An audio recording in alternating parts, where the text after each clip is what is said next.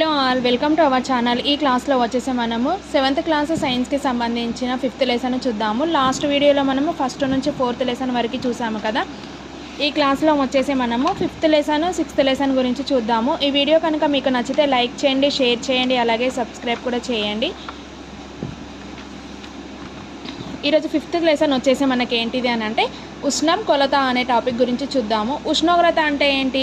ఒక వస్తువును వెచ్చదనం లేదా చల్లదనం స్థాయిని తెలిపేది. దానిని ఏమంటారు? ఉష్ణోగ్రత అని అంటారు. ఉష్ణం ఒక రకమైన శక్తి వనరు. శక్తి ప్రసారం వల్ల వస్తువులు చల్లగా కానీ వేడిగా కానీ ఉన్నట్లయితే దానిని ఏమంటారు? ఉష్ణం అని అంటారు.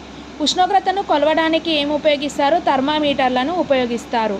అయితే ఉష్ణోగ్రతను డిగ్రీలలో కొలుస్తారు, లేదా సెల్సియస్ లేదా ఫారెన్హీట్ల గుర్తుల అమెరికాతో ఉష్ణోగ్రతను కొలుస్తారు.